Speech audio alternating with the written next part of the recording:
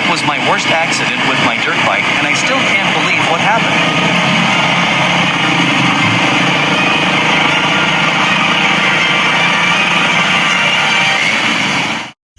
Hello guys, welcome back to my channel.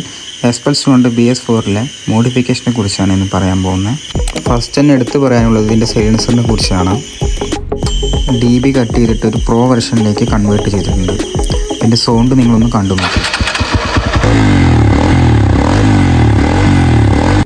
Off road പർപ്പസിനും travel പർപ്പസിനും വേണ്ടിയിട്ട് mainly use ചെയ്തിരിക്കുന്ന ഒരു rally സീറ്റാണ്. ഇത് ഷോറൂമിൽ നമുക്ക് അവൈലബിൾ ആണ്. 2850 രൂപയാണ് ഇതിൻ്റെ റേറ്റ് വരുന്നത്.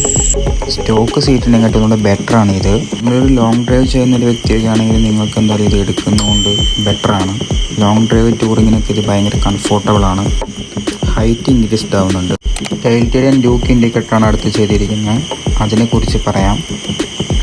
ചില ഷോപ്പുകളിലൊക്കെ നമുക്കിത് നോർമലായിട്ടാണ് സെറ്റ് ചെയ്ത് തരിക. ഇത് ഞാൻ എൻ്റെ ഒരു ഐഡിയയിൽ കട്ട് ചെയ്ത് വെച്ചിരിക്കുകയാണ്. ഡ്യൂക്കിൻ്റെ 2 ഇൻഡിക്കേറ്ററോടെ കൊടുത്തിട്ടുണ്ട്. വണ്ടി ഒരു സ്പോർട്ടി ലുക്ക് കിട്ടും. കറക്റ്റ് ഒരു മോട്ടോക്രോസ് ഒരു ലെവലിലേക്ക് നമുക്ക് വണ്ടി കൊണ്ടുപോകാം.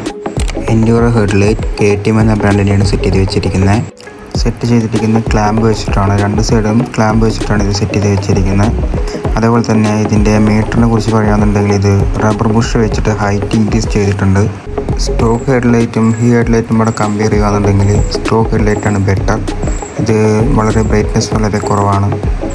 അടുത്തായി സെറ്റ് ചെയ്ത് വെച്ചിരിക്കുന്നത് ഡ്യൂക്ക് 200 എന്ന ബൈക്കിൻ്റെ മിററാണ്. അതിനെക്കുറിച്ച് പറയാം. ഈ ഒരു മിറർ നിങ്ങൾ യൂസ് ചെയ്യാൻ ആഗ്രഹിക്കുന്നെങ്കിൽ ഇതിൻ്റെ ലെങ്ത്ത് കുറവുള്ള മിറർ മേടിക്കൂ. അത് നമുക്ക് ഷോപ്പിൽ അവൈലബിൾ ആണ്. ഇത് കുറച്ച് ലെങ്ത്ത് കൂടിയതാണ്. അതുകൊണ്ട് തന്നെ ഹാൻഡലിൻ്റെ പുറത്തോട്ട് ഇത് വൈഡായിട്ട് നിൽക്കും. അതുകൊണ്ട് ആക്സിഡൻസും കാര്യങ്ങളൊക്കെ ഉണ്ടാവാൻ ചാൻസ് ഉണ്ട്. ലെങ്ത്ത് കുറവുള്ളത് തന്നെ മേടിക്കാൻ ശ്രമിക്കൂ. ഇതിൽ യൂസ് ചെയ്തിരിക്കുന്ന ഹാൻഡിൽ ബാർ ROV ഹാൻഡിൽ ബാറാണ്. പ്രോ ടാപ്പറോടെ ചെയ്തിട്ടുണ്ട്. ഓഫ് റോഡൊക്കെ പോകുന്ന വ്യക്തി എന്നുണ്ടെങ്കിൽ നിങ്ങൾക്ക് ഈ ഒരു ഹാൻഡിൽ ബാർ ഭയങ്കര യൂസ്ഫുൾ ആയിരിക്കും. അടുത്തായി പറയാൻ പോകുന്ന LED ഫോഗ് ലൈറ്റിനെ കുറിച്ചാണ്.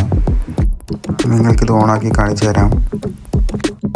ഈ ഒരു ഫോഗ് ലൈറ്റ് 2 കളറിലാണ് വരുന്നത്. വൈറ്റും യെല്ലോയും ആയിട്ടാണ് വരുന്നത്. KTMൻ്റെ എൻഡ്യൂറോ ഹെഡ്ലൈറ്റ് യൂസ് ചെയ്യുന്ന ഒരു വ്യക്തി വന്നിട്ടുണ്ടെങ്കിൽ നിങ്ങൾക്ക് ഈ ഒരു മിനി ഫോഗ് ലൈറ്റ് ഭയങ്കര യൂസ്ഫുൾ ആയിരിക്കും. അതുകൊണ്ട് തന്നെ മഴക്കാലങ്ങളിലൊക്കെ നിങ്ങൾക്ക് ഭയങ്കര യൂസ്ഫുള്ളാണ്. നല്ല ബ്രൈറ്റ്നെസ് കിട്ടുന്നുണ്ട്. ഇത് സ്വിച്ച് വെച്ചിട്ടാണ് നമ്മൾ സെറ്റ് ചെയ്തിരിക്കുന്നത്. ഇനിയൊരു ലൈറ്റിൻ്റെ ഉപയോഗം യെല്ലോ ലൈറ്റ് ഇതിൽ അവൈലബിൾ ആണ്. അതുകൊണ്ട് തന്നെ മഞ്ഞുകാലങ്ങളിൽ നമുക്ക് യൂസ് ചെയ്യുവാണെങ്കിൽ യെല്ലോ ലൈറ്റാണ് ബെറ്റർ. വൈറ്റ് ലൈറ്റ് ഇടുകയാണെങ്കിൽ നമുക്ക് റോഡുകളും കാര്യങ്ങളൊന്നും അങ്ങനെ കറക്റ്റായി കാണാൻ പറ്റത്തില്ല. യെല്ലോ ലൈറ്റ് ജസ്റ്റ് ഓണാക്കി നിങ്ങൾക്ക് കാണിച്ചു തരാം.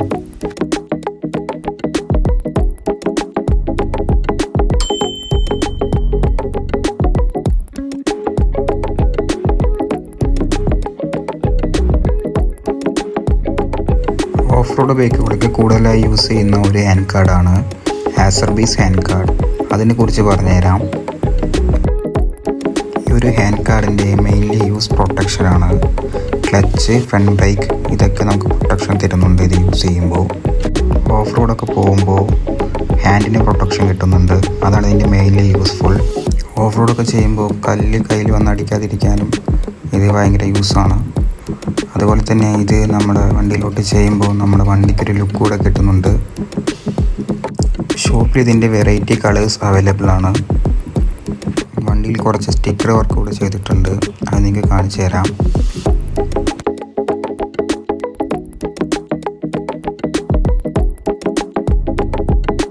ഇത്രയും കാര്യങ്ങൾ ചെയ്താൽ തന്നെ നിങ്ങൾക്ക് നിങ്ങളുടെ വണ്ടി ഒരു വെറൈറ്റി ലുക്കിലോട്ട് മാറ്റാം.